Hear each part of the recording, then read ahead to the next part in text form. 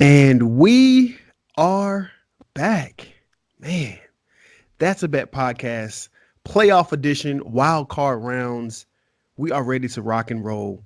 You know who it is. It's your boy, Two T's, coming to you live from the Tab Studios. And you know, I can't start the show without introducing the greatest co-host in all of podcast land. And you know, he has a couple aliases. Y'all know him as Willie J. Or you can call him Willy, baby.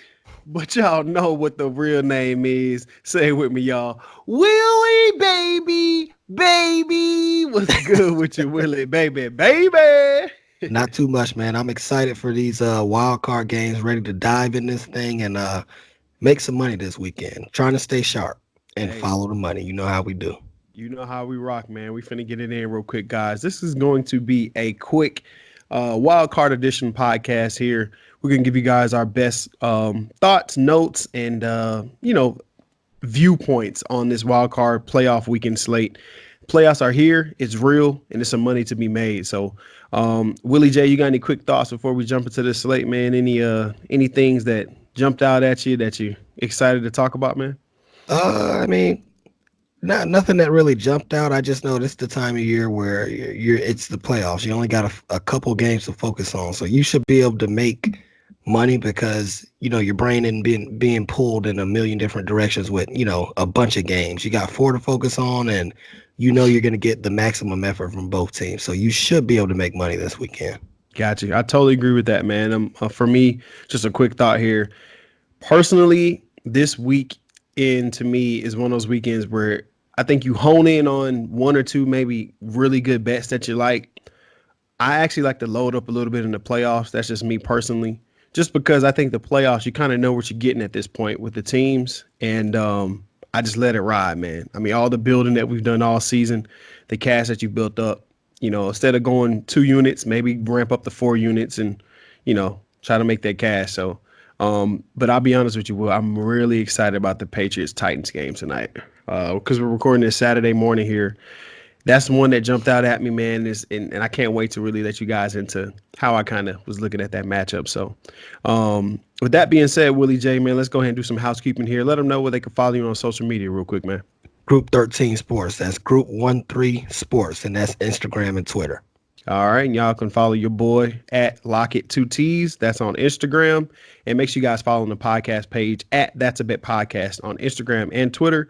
And guys, I want to let you guys know, I don't know if you've noticed it. So since the new year has started, by the way, Happy New Year. I'm tripping, Will. Man, it's just, it's rolling around. 2020. Yeah, same to you, man. 2020, man. But since that started on Twitter, I've been posting the me and Willie J's tab trifecta on there, our favorite picks, whether it's NBA, any of our picks each night. So if you guys want to go in there and check them out, man, it's usually post 3 a night. Well, we're gonna keep track of that all the way through all the way into 2021, just to give you guys some free picks each night. That way we can show you guys it's not hard to handicap, but it does take a little bit of time. But we want to give you guys some free picks, make some free money. So make sure you guys are following us on Twitter. With that being said, Willie J, let's go ahead and jump into this slate, man. The quick rundown here, the games. So today's games, which is Saturday, we have the Bills headed to the Texans. That'll be the first game. That's at 4:35. And then the nightcap is going to be the Titans at the Patriots. And then for Sunday, we have the Minnesota Vikings at New Orleans. That's going to be the early game on Sunday. And then the late game is going to be Seattle Seahawks at Philadelphia at 4:40 on Sunday. So that's weird, Will. They got AFC, and then NFC. That's I think they said it's the third time ever in history they've had it work out like that. So I guess the NFL is trying to do something tricky this year. But all right, Willie J, let's jump into it, man. First game. Hey, they right there in your crib. Yeah, they are. Come on there, sir. Let's see them lean boys can stay out that lean for the playoffs. But the Buffalo Bills, led by Josh Allen, headed to the Houston Texans. Deshaun Watson, Nuke Hopkins. Currently, Houston is laying 2.5 points at home. Willie J, over under is currently 43.5. Man, what type of action you got on this one, man? I love the under in this spot, and I like the Texans. Reason why, this is just a marketplace play for me, and what I mean by that is everybody and their mom is on the Buffalo Bills. at least 2/3 of the bets are on the Buffalo Bills, and I just can't rock with that. Yeah. The reason why I say that is because there are a couple things you have to dissect when you look at this. Who have the Buffalo Bills played this year? According to Football Insiders, they've got the 30th best strength of schedule, and the Ooh. and the Texans actually have the sixth strongest schedule in the league. So when you look at two teams that have the same records, both of these teams have the same records, and then Hmm. you look at what their strength of schedule is.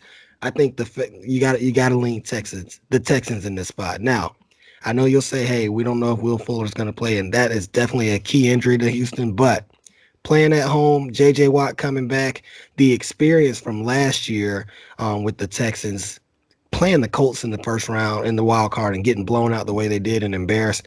I think that's in the back of their minds. This is a huge spot for Bill O'Brien and Deshaun Watson. We know how Deshaun Watson plays under pressure, but more importantly, this is a huge game for Bill O'Brien. They got to get this done. So, from that standpoint, I like Houston laying you're at the key number of 3. It's under that. So, it's 2.5. You can win by a field goal.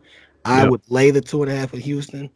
I'd also go ahead and I'd lay big money, meaning playing the straight money line. That's what I'm going to do. I'm going to parlay this money line with some other games that we talk about a little bit later on. So I Okay. love the Houston Texans money line.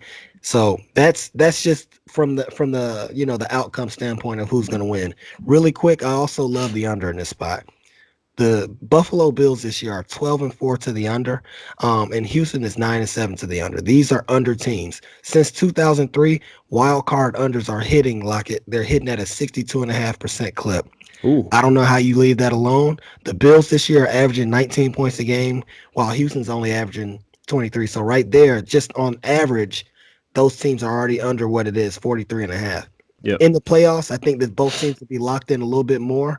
And you got a new quarterback, Josh Allen, that's playing in uncharted waters, the division or wild card round. Typically, first appearance quarterbacks in the playoffs do not, blow it out of the water. So I expect both of these teams to come out here, fill themselves out, play sound defense, and I give the edge to the Texans and the under. Okay, well, I mean, I like what you're saying there, but for me, man, I think I'm on the opposite end. For me, I think the Bills team this year just has a blueprint, has a team that's built for the playoffs. Personally, they bring their defense everywhere it goes, it travels. They have a great secondary. They have a pretty good front seven as well. They can rush the passer, and I just like what Coach McDermott is doing with them. There, he's creating an attitude with the Bills, and as much as I think that line at 2.5 for the Texans is pretty juicy to lay. I just don't trust them, man. We talked about it every time. Are they going to come out on the lean? Sleepwalking early and try to jump back in late. And in the playoffs, I don't think you have that luxury. I just think that's the type of offense that they are right now, especially without Will Fuller just broke here. That Will Fuller is going to be inactive. I know you talked about that. That was a big key cog. And for me, I just see more value in this one to take the Bills here. I'm leaning the Bills here at the plus 2.5. I would maybe buy that half a point to put it at 3, just in case something happens and the Texans do hit a late field goal or something like that. You can get that push. But the better play for me here, Will, I'm riding with you on that under. That's going to be one of my best bets of the weekend here. Josh Allen on the road, we know what he does. You guys heard us say it many, many times. He's just an under quarterback.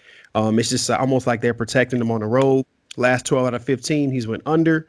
And, Will, I think it's going to come down ultimately to this in this game. 71.4%. That's the number of scores that offenses have in the red zone against the Texans defense. I know they're getting J.J. Watt back. I know he's going to be out there doing his little nay and getting the crowd hype and all that kind of stuff. But at the end of the day, dancing and doing all that rah-rah stuff can't stop an offense from scoring in the red zone. And J.J. Watt doesn't play in the secondary, which in the past 6 games in the season, the Texans are right there with the Tampa Bay Buccaneers as the worst pass defense in the NFL. So for me, Will, it's going to be a best bet with the under here. Under 43.5, and it's crazy. Well, everybody's jumping on that over. Like, what? Y'all must not know who the Bills quarterback is and what they staff does with Josh Allen. And the Texans go under at home a lot too. Yeah, they do. So. I mean, we've seen a whole lot. But then also I have a heavy lean to the Bills here. I'm kind of opposite of Willie J here. So and real quick, y'all know I got to give my nuggets, man. Here's some quick nuggets here, real quick. So the Texans are 1-6 against the spread in their last 7 games as a home favorite. And the Bills are 7-1-1 against the spread in their last 9 road games. So the Bills travel pretty good, and we know the Texans, they be on that juice at home. So give me the under here, Will, and I'm going to lean heavy to the Bills. Maybe put a little sprinkle on the Bills here. But yep, so let's rock into this next game here, Willie J. This is, to me, this is the juicy one for me, man. The New England Patriots, after getting beat by the Dolphins, got to host a wild card game. They're hosting the Texans, led by the former Patriot, Mike Vrabel. Currently, the Patriots are laying 5 points at home, Willie J. The over-under is 45. Well, let me go ahead and kick this off, man. Let me let you know what's up, man. Okay. Y'all see this right here? Y'all see this look right here with the headphones underneath? It's probably going to have a little mask because it's supposed to be some winter storms coming in. But, well, let me just tell you, yeah, we got beat by the Dolphins. But, the coach, he used to coach my staff, and he came in a good game plan. We just couldn't run the ball, but we're on the Tennessee.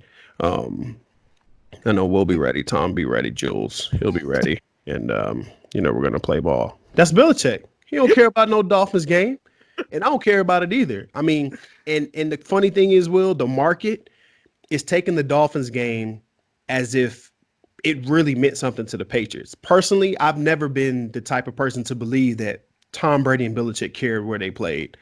They've won. Last year, they had to go to Kansas City to win. They went in there and did their thing. And you can see the game plans for them in the playoffs are literally, okay, if we have to play keep away, we'll play keep away. If we have to score, we'll score. And Will mentioned this a little bit with Josh Allen talking about the Bills. First-time quarterbacks versus the Patriots. I mean, I'm pretty sure my boy Willie J got the stat, but I think they're 0-6 at Foxborough against Brady and Belichick. I don't care what nobody says, man. If this thing if it's not at 7, if it's at 7, then I may think about taking the Titans. But if it's anything below 7, Will, and you're not taking the Patriots, something is wrong with you. Last home game possibly for Tom Brady. Oh, no. It is. That's what I'm saying. I think it is too, but just for the sake of, the people in New England who think it's not. But I think this is the last time. I thought you meant you're talking about this for Chris' career. I thought you were talking about for this season. Oh, yeah, for this season for sure. But personally, I mean, I think it may be for his career, man. I don't know. I mean, I got a weird feeling because I've seen him take a few hits this year and get up, and he had that look in his face like Peyton Manning had his last year. Like, man, I can't do this no more, man. So, I just think in this matchup that the coaching is going to be the difference. Mike Vrabel has shown time and time again this year, Will, he's a front-running coach that if they're not up a lot and Derrick Henry can pound the ball, I think he has struggles maintaining the clock, managing his team. We've seen the Titans give up a lot of leads this year to teams they shouldn't have to, i.e. the Texans. They should have beat the Texans here, but they had a couple debacles at the end of the game. And in the playoffs, that's going to be the difference, man. I just think Mike Vrabel is okay of a coach, but he's not ready for that moment. Tannehill, his record against he's 0-6 versus the Patriots at Foxborough in his career. Y'all know he speaks for the Dolphins, so he hasn't won in that stadium as well. Now you want him to go in here and pull off a miracle in the playoffs in this setting in winter weather. I mean, I just don't get it, man. I don't see where people are all over the Titans. I can see it because of the Dolphins game, but you got AJ Brown versus Stephon Gilmore. Check. He's gone. All right. Derrick Henry, he scares me a little bit, but at the end of the day, Bill Belichick will put 9 in the box and man up the outsides and say Tannehill beat me and shut down Derrick Henry. I think that's what he's going to do here. And ultimately here, I think the Patriots have shown for the past 4 weeks, Will, where they're trying to go and what type of football team they're trying to be. They want to be a power football team. They showed it these past 4 weeks, even losing some of these games. They've been running Sony Michel, Burkhead, rotating their backs, power football, wear down teams, play action, throw it to Jules, or I'm gonna tell you guys who's gonna be the difference in this game. N'Keal Harry will have a touchdown, maybe right around 80 yards in this game. I think they've been getting him more involved, and their offense has kind of been getting a little bit better here. But if there's anything that I can tell you guys that's gonna be the difference here, Titans are 1-5 against the spread in their last 6 games against the Patriots. It's still something about that allure in Foxborough, Will. I can't count out Tom Brady. And Will, you taught me a long time ago, man. You don't bet against old Belichick when it comes down to it. Elimination game, you got to go with the greatest coach of all time, in my opinion. So give me the Patriots here -5. This is literally going to be a max bet for me. I've already told some folks, if I'm going to go down swinging in the NFL with a max bet, I'm going to go down with Tom Brady and Bill Belichick and ride with it, Will. So I really don't have – I'm leaning the over, Will, just because I think the Patriots may have to score a little bit with the Titans. But I'm going to go with the Patriots here, max bet -5. What you like in this game, Will? I agree. I mean, this is simple math. This isn't arithmetic, or this isn't, calculus, rocket science. This is addition and subtraction. This is fourth grade math right here. You got Tom Brady and Bill Belichick in Foxborough, Massachusetts in January. How can you fade that? Since 2003, they're 73% straight up. That's 27-10, and 56% against the spread. I love my chances, and this is another market watch for me. You spoke on it earlier. We know the public is looking at what happened last week against the Dolphins, and they're going to take those points with the Titans because they're looking at the Tennessee Titans and what they did last week against the Texans, who rested everybody, ran all over them, and so they say, "Oh, I'm taking Derrick Henry." Well, here's the thing. We've talked about this before. New England is going to stop the run. They're not going to let you do what you do best. You're going to fight with your left hand, and they're going to force Ryan Tannehill to beat them with Stephon Gilmore on A.J. Brown. Yep. Good luck. So Yep. I'm going to keep this short and sweet. I'm parlaying the Patriots money line with the Texans money line, going heavy on that, and I'm going to take the Patriots -5, anything less than a touchdown, 6.5 and lower because I want that touchdown.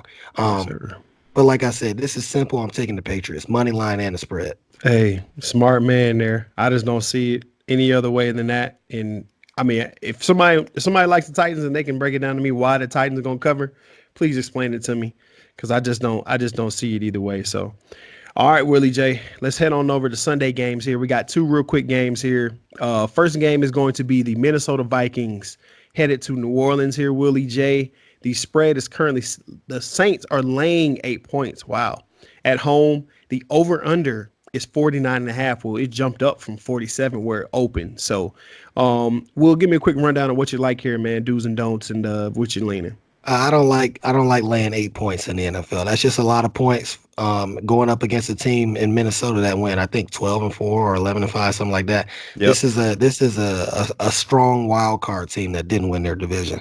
I'm not going to lay 8 points. I don't care if they're playing in New Orleans. So for me, I'm going to take the over in this game. Now you got kind of like a conflict of interest right here because we know Kirk Cousins plays well at 1:00, but it's the playoffs, so we don't know what's going to happen. He's defeated in the playoffs. He hadn't won a game yet, and I don't know how he'll react. But my bet is that he's going to come out and play well. The pressure's on him.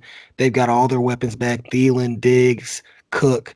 I think they'll be able to move the ball on the Saints, and we know what the Saints do on offense. Sean Payton is an excellent coach, and he'll have those guys ready. So I think this game will go back and forth, and so I'm going to take the over. I'm not going to jump on either side, because if I jump on Minnesota, New Orleans can put it on them. But then also, if I take New Orleans, they'll mess around and win by 3 points because they'll lose to the Falcons at home. So I'm going to stay away from the spread and just do the over. Got you, man. That's pretty short and sweet. I like it, man. For me, Will, this comes back down to, I don't know.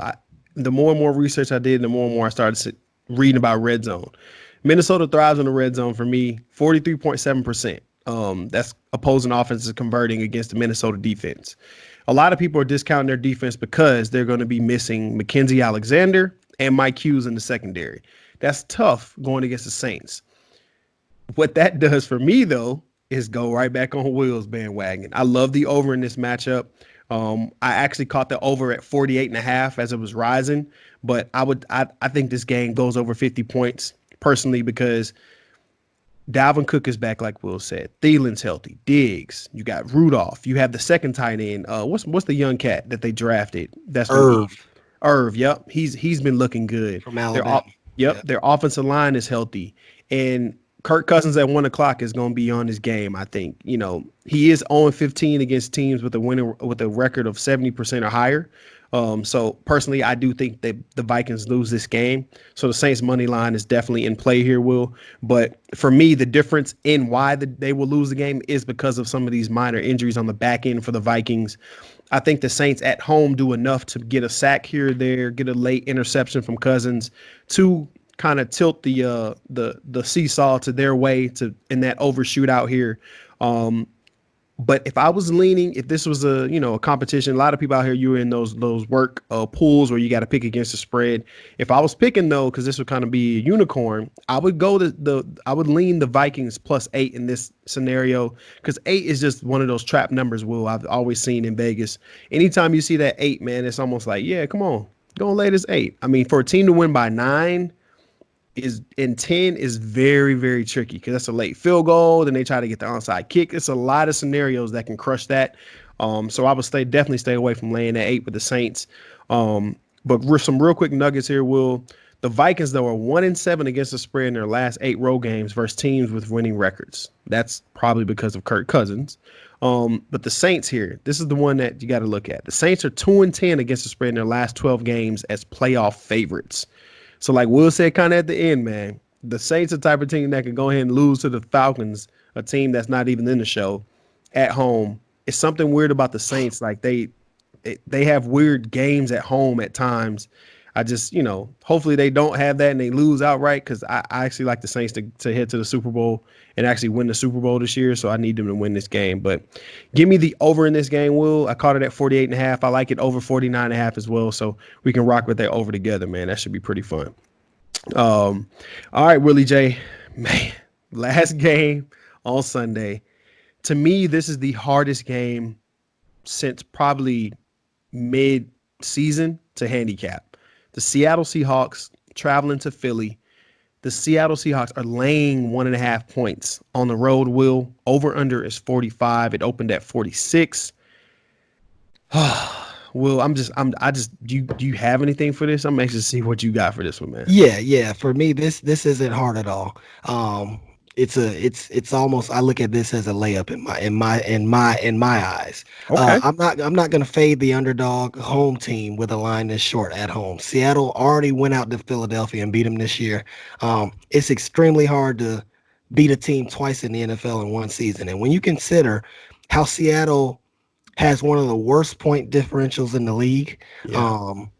That to me, that just points towards Philadelphia. And then you look at Philadelphia. This is a team that for the last 2 years has peaked right about now.